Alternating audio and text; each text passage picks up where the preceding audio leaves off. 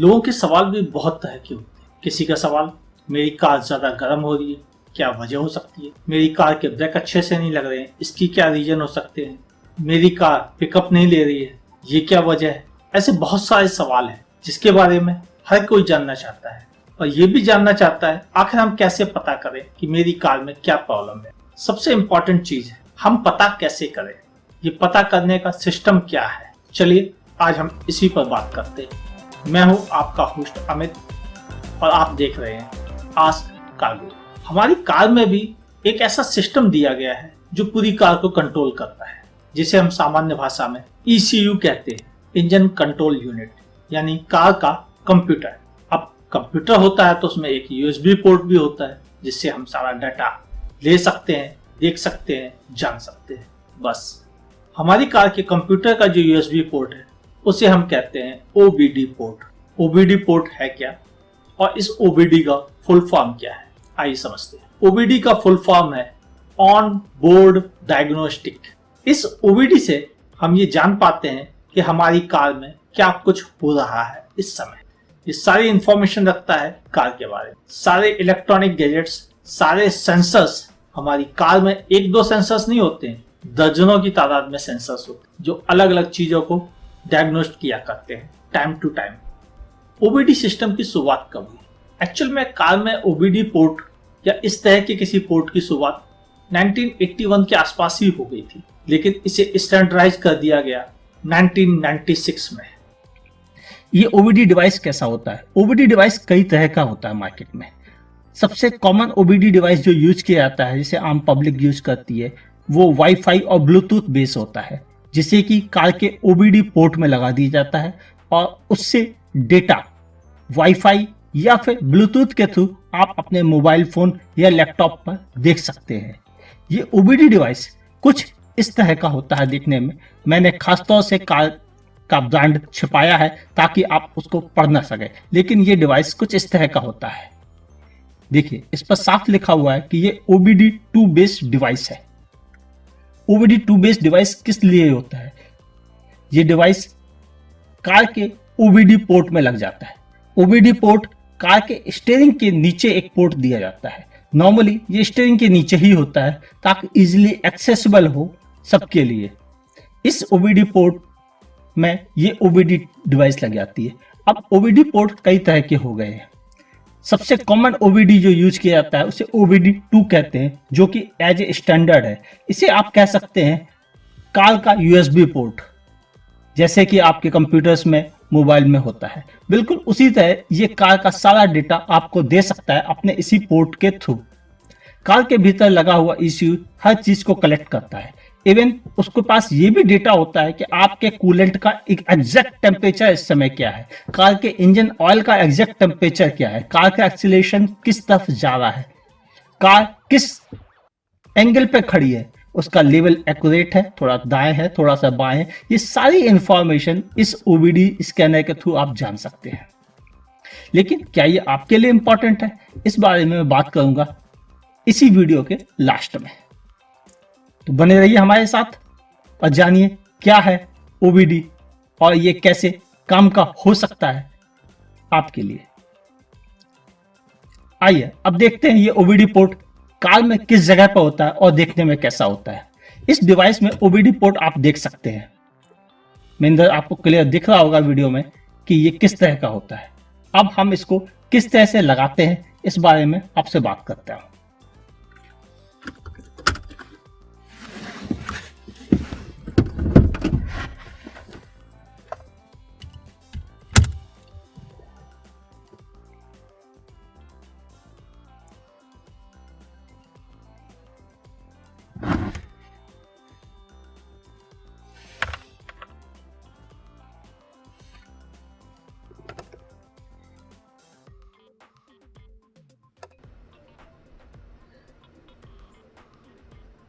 जी हाँ, अब आप ये तो समझ गए कि हम कैसे डेटा लेते हैं, लेकिन वो डेटा हमारे पास किस फॉर्म में आता है।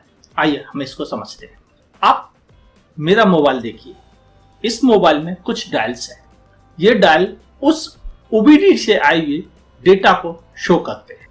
जैसे कि ये ऊपर डायल जो दिया गया है, ये हमें इस समय कूलेंट का टेम्परेचर बता रहा है। दूसरा डायल ये माइल पर गैलन बता रहा है, यानी हमारा एवरेज। तीसरा डायल ये कार का हॉर्स पावर बता रहा है, वो भी कितने आरपीएम पे मिल रहा है। चौथा डायल ये हमें पावर बता रहा है कि हमारी कार कितना पावर इस समय दे रही है। पांचवा डायल हमें लोड बता रहा है। इसी तरह छठा डायल, बाकी डायल और भी डायल, ये सारी चीजें हमें एक एक कर इन्फॉर्म कर रहे हैं। लेकिन इनको समझना, इनकी एक्यूरेट इंफॉर्मेशंस का मतलब जानना एक टेक्नीशियन और इंजीनियर के बस में। इसीलिए आप जब लोग मुझसे पूछते हैं क्या उन्हें ओबीडी मॉनिटर लगवाना चाहिए, मैं नॉर्मली यह आंसर देता हूं, अगर आप इन डाटा को समझना जानते हैं, अगर आप टेक्निकली नॉलेज रखते हैं तो आप लगवा सकते, और लगवाना भी चाहिए ताकि आप कार को बेहतर समझ सकें। लेकिन अगर आप नहीं जानते हैं तो आपके लिए ये सिर्फ कुछ गेज रह जाएंगे, फिर इनका कोई बेनिफिट नहीं। हाँ, इसके फायदे क्या है, हम इस पर गौर करें। इसका फायदा ये है कि हम कार के बारे में सारी इंफॉर्मेशन अपने आप निकाल सकते हैं, बगैर किसी इंजीनियर के, बगैर किसी टेक्नीशियंस के। अगर कोई टेक्नीशियन हमसे बोलता है नहीं सर इसमें ये नहीं ये खराबी है, तो हमें ये पता पड़ता है कि नहीं ये खराबी है, ये सेंसर्स हमें ये इंफॉर्मेशन दे रहा है, ये होना चाहिए। ये एक्यूरेट इंफॉर्मेशन हमें इसी पोर्ट के थ्रू मिलती है और इस ओबीडी डिवाइस के थ्रू मिलती है। लेकिन असली चीज जो है वो इन डेटा को समझना है। दूसरा, ये पोर्ट किस काम आता है? यह पोर्ट कार के कंप्यूटर को भी अपडेट करने के काम आता है कि आप इस पोर्ट के थ्रू कार के कंप्यूटर को बता सकते हैं कि हमें अब ज्यादा पावर की जरूरत है, हमें अपनी कार को ज्यादा पावर के लिए ट्यून करना है, नहीं हमें कार को कम पावर के लिए ट्यून करना है। उसी तरह से जिस तरह से हम अपने कंप्यूटर को ओवरक्लॉक करते हैं, अगर कुछ लोग कंप्यूटर के बारे में जानते हैं तो समझ गए होंगे कि मेरा इशारा क्या है। बिल्कुल वैसे ही हम अपनी कार को भी ओवरक्लॉक कर सकते हैं, यानी उसकी परफॉर्मेंस को बढ़ा सकते हैं, उसके एवरेज को बढ़ा सकते हैं, या एवरेज को घटा सकते हैं, या परफॉर्मेंस को घटा के एवरेज बढ़ा सकते हैं। लेकिन ये दो काम उल्टे नहीं कर सकते कि हमें परफॉर्मेंस भी बेस्ट मिले और एवरेज भी बेस्ट मिले, ये पॉसिबल नहीं। बस ऐसे ही बहुत सारी चीजें हैं जो हम इस कार के कंप्यूटर से कर सकते हैं। बस उसको चेक करने के लिए हमारे पास एक पोर्ट होता है और उस पोर्ट पे को रीड करने के लिए एक चिप जिसको हम ओबीडी कहते हैं। ये पोर्ट ओबीडी है और ये चिप जो लगी हुई है ये ELM327 बिल्कुल सिंपल और बेसिक चिप है, वाईफाई बेस। ये वाईफाई से हमारे कार के कंप्यूटर को और मेरे मोबाइल को सिंक्रोनाइज कर देती है और कार का सारा डेटा मेरे मोबाइल पे डिस्प्ले हो जाता है, जिसे पढ़ने में मुझे आसानी हो जाती है। एक्चुअल में मैं इसका इस्तेमाल किस काम में करता हूँ मैं आपको बताता हूँ। आप और दूसरे लोग जब कोई कार को टेस्ट ड्राइव करते हैं तो वो नॉर्मली चेक करते हैं।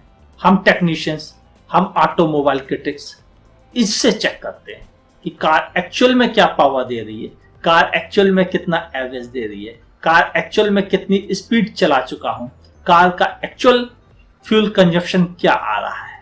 ये सारी इंफॉर्मेशन हमको मिलती रहती है इस ओबीडी पोर्ट के थ्रू।